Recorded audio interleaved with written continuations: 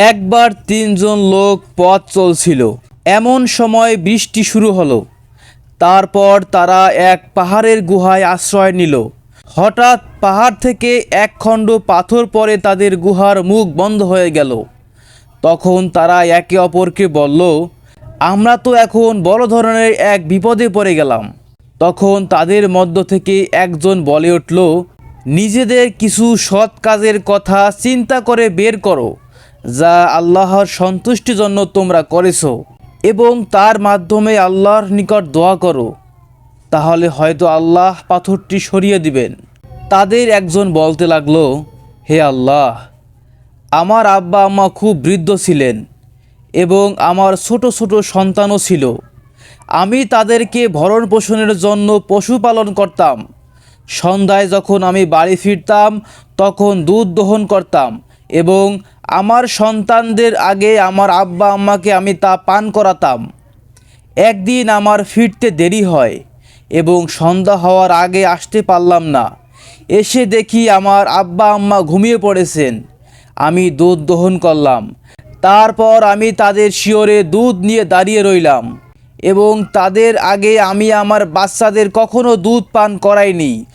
অথচ সেই দিন বাচ্চাগুলো দুধের জন্য আমার পায়ের কাছে এসে কান্নাকাটি করছিল। এভাবে ভোর হয়ে গেল।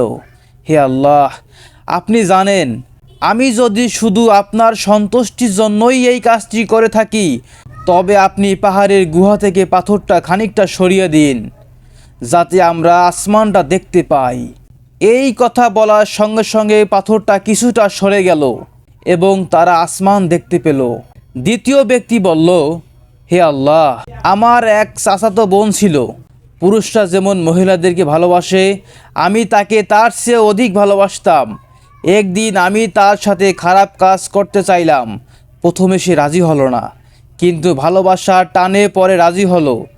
ওই দিন আমি যখন এই খারাপ কাজে লিপ্ত হতে যাব, তখন সে বলে উঠল, হে আল্লাহর বান্দা, আল্লাহকে ভয় করো, এটা জঘন্য অন্যায়ের কাজ। এই খারাপ কাজের হিসাব একদিন তোমাকেই দিতে হবে। আমি তখন দাঁড়িয়ে গেলাম এবং ওই কাজ থেকে বিরত থাকলাম। হে আল্লাহ, আপনি জানেন, আমি যদি শুধু আপনার সন্তুষ্টির জন্য এই কাজটি করে থাকি, তবে আপনি পাহাড়ের গুহার মুখটি থেকে পাথরটি সরিয়ে দিন। এই কথা বলার সঙ্গে সঙ্গে পাথরটা কিছুটা সরে গেল। তখন তৃতীয় ব্যক্তি বলল, হে আল্লাহ, আমি চাউলের বিনিময়ে একজন শ্রমিক নিযুক্ত করেছিলাম। যখন সে তার কাজ শেষ করল এবং আমাকে এসে বলল, আমার পাওনা মিটিয়ে দাও, আমি তাকে তার পাওনা দিতে গেলে তা সে নিল না। আমি সেই চাউলের বিনিময়ে একটা ভেড়া কিনলাম। আস্তে আস্তে সেই ভেড়া থেকে বিশাল একটি ভেড়ার পাল তৈরি হলো। বেশ কিছু বছর যাওয়ার পর সে আমার কাছে আসলো এবং বলল, আল্লাহকে ভয় করো, আমার মজুরি আমাকে এখন ফিরিয়ে দাও। আমি বললাম, ওই দেখতে পাচ্ছ বিশাল ভেড়ার পাল, এটা তোমার, এটা তুমি নিয়ে যাও। তখন সে আবারও বলে উঠল, আল্লাহকে ভয় করুন, আমার সাথে ঠাট্টা করবেন না। তখন তাকে ঘটনাটি খুলে বললাম। তারপর সে ভেড়ার পালটে নিয়ে চলে গেল।